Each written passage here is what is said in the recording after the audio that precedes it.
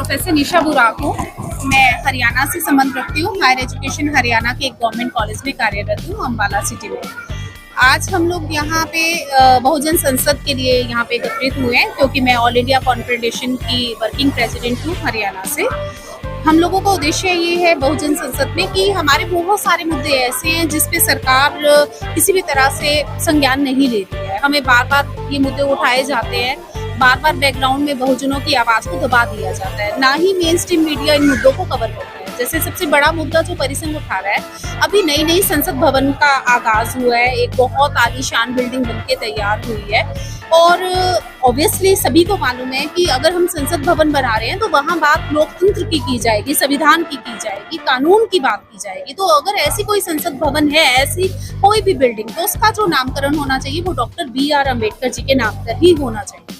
Doctor BR Ambedkar से बड़ा कोई भी नाम, आप भारत की तो बात छोड़िए, पूरी दुनिया में नहीं है। तो प्रथम उद्देश्य हमारा आज का यहाँ पे ये है।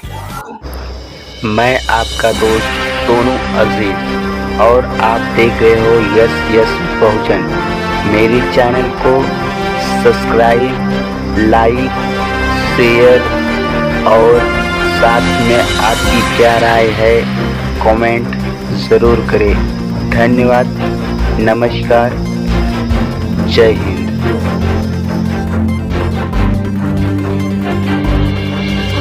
मैडम, जो अलग अलग लोग संस्था बना ले रहे हैं और अलग अलग अपना पार्टी बना ले रहे हैं, तो कैसे कैसे करता हूँ? देखिए, पहले तो मैं आपको ये बताना चाहूंगी कि जो ऑल इंडिया परिसंघ है ये कोई नई पार्टी नहीं है। 1997 से अस्तित्व में आए हुए हैं। हमें बहुत साल हो गए जमीन पे काम करते हुए। हाँ, इस बात में कोई शक नहीं है कि अगर हम आज की तारीख में देखें तो हर गली मोहल्ले में छोटे छोटे समूह, एसोसिएशंस, कई तरह की समितियां बनती चली जा रही है। अब ऐसा भी हो सकता है कि उनके अपने कुछ मंतव्य रहे हों। बात जहाँ तक एकजुटता की है तो एकजुट तो होना पड़ेगा। अगर हम ये चाहते हैं कि बहुजनों के जो सारे मुद्दे हैं वो एड्रेस हो, तो हम समूहों में बट के, जातियों में बट के, धर्मों में बट के और डिफरेंट समितियों में बटकर तो उनको एक साथ, तो उसके लिए हमें एकजुटता जरूरी है। अब जैसे आप इस प्रोग्राम में आए हो बहुजन संसद 2023 और नई संसद भवन का अम्बेडकर जी के नाम करो और आरक्षण के, यानी कई प्रकार के जो यहाँ समस्या है, लेकिन क्या इससे इस प्रोग्राम से सफल होगा या नहीं? देखिए, जो भी प्रोग्राम किया जाता है उस प्रोग्राम का उद्देश्य होता है बहुजनों तक उस आवाज को बताना, उसको डिटेल में बताना। जैसे मैं हरियाणा से एक प्रोफेसर हूँ, मैं यहाँ पे आई हूँ, तो मैंने जो मुद्दा उठाया, मैंने पदोन्नति में आरक्षण का मुद्दा उठाया है, क्योंकि उसका दंश मैं झेल रही हूँ। मैं वहाँ पे 2001 बैच से हूँ। अगर मुझे वहाँ पे प्रिंसिपल बनना है तो मेरे से पहले मेरे बैच के 350 लोगों का बैच था, जिसमें से आप 20% की रिजर्वेशन लगा लीजिए। मुझसे पहले 300 लोग प्रिंसिपल बनेंगे। तब तक हो सकता है मैं रिटायर हो जाऊं, तब तक हो सकता है कि मैं दुनिया में ही ना रहूं, मैं इंतजार करती रहूंगी। तो अब आज के समय में एकलव्य का अंगूठा तो नहीं काट रहे हैं, लेकिन क्या कर रहे हैं, एकलव्य को सबसे पीछे लाइन में लगा देते हैं कि सारी उम्र लगे रहो पदोन्नति में, आप इंतजार करते हुए। तो इस तरीके से विभिन्न जो राज्य हैं उनके अलग अलग मुद्दे हैं और कुछ मुद्दे हमारे कॉमन है। तो ये जो प्रोग्राम है वो इस तरीके आवाज को पहुंचाने में, इन मुद्दों को डिटेल में समझने में, एकजुटता दिखाने में, तो उसमें ये बहुत हेल्प करेगा। और किसी भी तरीके से बाय हुक बाय क्रुक हमें जो भी करना पड़ा, हम अपने मुद्दों पे काम करेंगे और सरकार से इन मांगों को पूरा करवाएंगे। महिलाएं जो है लगातार मंदिर की ओर जा रही है।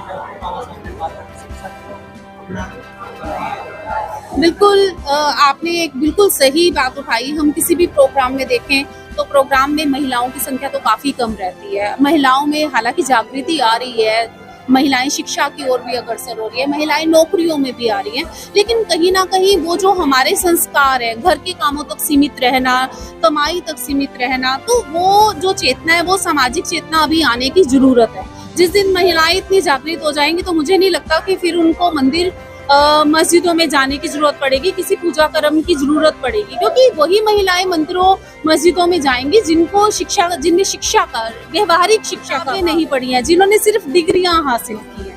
तो जब वो रियल व्यवहार में आएंगी तो वो डॉक्टर अम्बेडकर की इस बात को बिल्कुल समझेंगे कि कोई देवी देवता आपका भला नहीं कर सकता। अपना भला करने के लिए तो आपको खुद ही ग्राउंड में आना पड़ेगा, अपनी मांग खुद ही रखनी पड़ेगी। कम महिलाएं जागरूक होंगी जब हिंदू राष्ट्र बन जाएगा। मैं नहीं समझती ये हिंदू राष्ट्र का मतलब, मैं तो ऐसा ही मानती हूँ कि अगर ये हिंदुस्तान है तो सभी का देश है, सभी हिंदू हैं।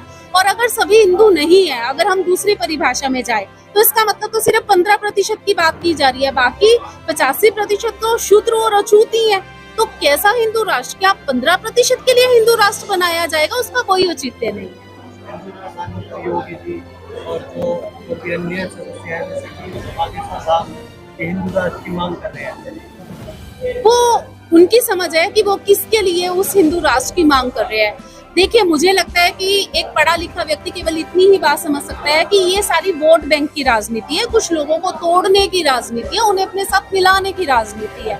या कदम है वो बढ़ चुका है, पार्लियामेंट में सिंबल ला दिया गया उसमें। सिंगोल की जो भूमिका है, सिंगोल का जो परिभाषा है, वो आज की डेट में सभी के सामने सिंगोल के बारे में उड़ाई जा रही थी, वो उनसे बिल्कुल हटके है। वो नेहरू जी को दिया गया मात्र एक गिफ्ट था, जिनको म्यूजियम में रखा गया था। म्यूजियम से उठा के अगर आप उसे संसद भवन में ले आए हो तो उससे कोई किसी का भला नहीं होने वाला। सिंगोल किसी का भला नहीं करेगा। हाँ, अगर सरकार जो है वो ठीक से संविधान की पालना करे, ठीक से कानून लागू करे तो वो भला कर सकते हैं, सिंगोल भला नहीं कर सकते।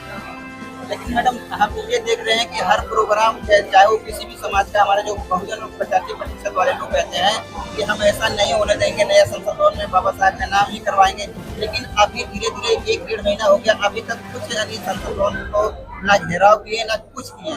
तो देखिए, उसकी रणनीति, एक बात को तो आप स्वीकार करेंगे कि कहीं ना कहीं एक अफवाह ये उड़ गई थी कि जिस दिन इसका उद्घाटन किया जाएगा तो उनका नामकरण, क्योंकि वो सावरकर जी का जन्म दिवस था, तो उसका जो नामकरण है वो सावरकर के नाम पे रख दिया जाएगा। तो इतनी हमें आधी कामयाबी तो हम हासिल कर चुके हैं कि संसद भवन का नाम सावरकर के नाम पे नहीं रखा गया। बाकी की जो मांग है उसके लिए हम अपनी रणनीति तैयार कर रहे हैं, वो शीघ्र ही आपको जो है वो देखने को मिलेगा। और हम ये जानना चाहते हैं कि जिस प्रकार महिलाओं की संख्या अभी भी हमारे समाज में बहुत कम है, कोई भी जो प्रोग्राम होता है वहाँ हमारे जो पुरुष लोग हैं, चाहे वो बहुजन के हो, चाहे यानी हम बहुजन के ही कहेंगे, क्योंकि उनको यानी कहते हैं कि हमें समझ हो गई है, लेकिन वो औरतों को अपने आगे नहीं ला रहे हैं।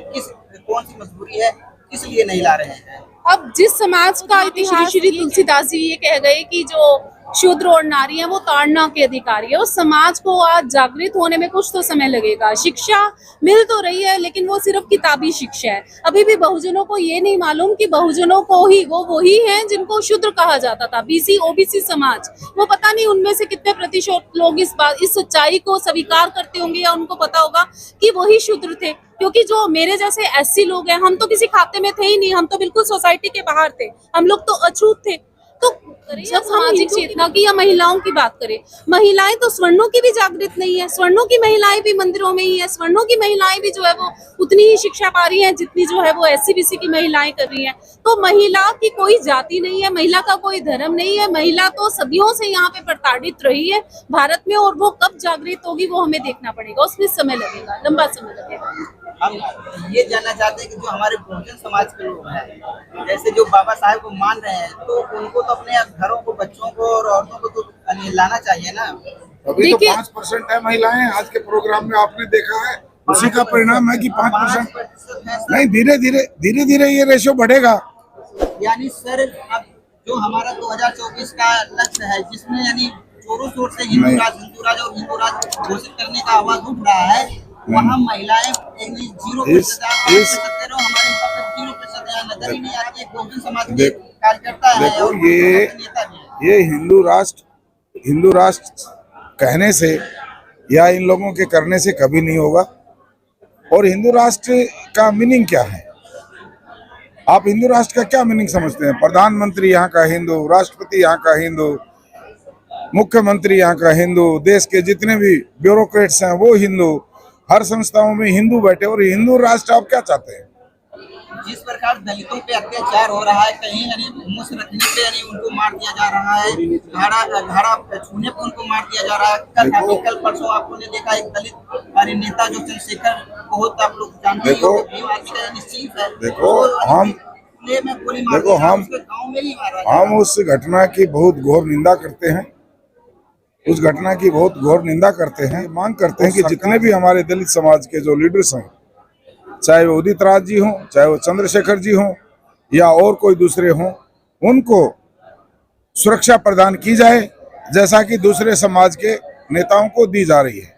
यहाँ तो सर सुरक्षा बाबाओं को दिया जा रहा है। धीरेन्द्र शास्त्री, मैंने इसलिए कहा है, ये भी हमारी सरकार से मांग है इस घटना को देखते हुए कि हमारे जितने भी दलित समाज के लीडर्स हैं उनको सरकार सुरक्षा मुहैया कराए। देखिए, आजाद को गोली मारने के पीछे जो कारण हमें समझ आता है, बहुजन समाज को समझ आता है, वो ये है कि एक डर का माहौल कायम करना चाहते हैं। लोकतंत्र ने हमें बोलने की आजादी दी है, मैं अपने अधिकार की बात बोल सकती हूँ, खुलेआम बोल सकती हूँ। मेरा मुंह चुप करवाने के लिए क्या करेंगे? इस तरह की घटनाएं करेंगे कि हमारे लीडर्स को गोली से मारने की कोशिश करेंगे, कहीं ना कहीं दुर्घटनाओं के शिकार होंगे वो, ताकि मेरे अंदर एक डर बैठ जाए और मैं अपनी बात को ना कहूँ समाज में। ये है इसके पीछे की रणनीति। राजनीतिक स्टैंड बताया जा रहा है। हाँ, आप चंद्रशेखर आजाद जी की भूमिका को देखिए ना, धीरे धीरे करके किस तरीके से वो उत्तर प्रदेश की बहुत भारी जनसंख्या को अपने साथ शामिल किए जा रहे हैं, जिससे बहुत तरह की जो राजनीतिक पार्टीज हैं उनको नुकसान हो सकता है। तो हो सकता है कि इसके पीछे की मंशा ये भी रही हो कि इस व्यक्ति को खत्म कर दिया जाए ताकि हमारा कंपटीशन ही खत्म हो जाए।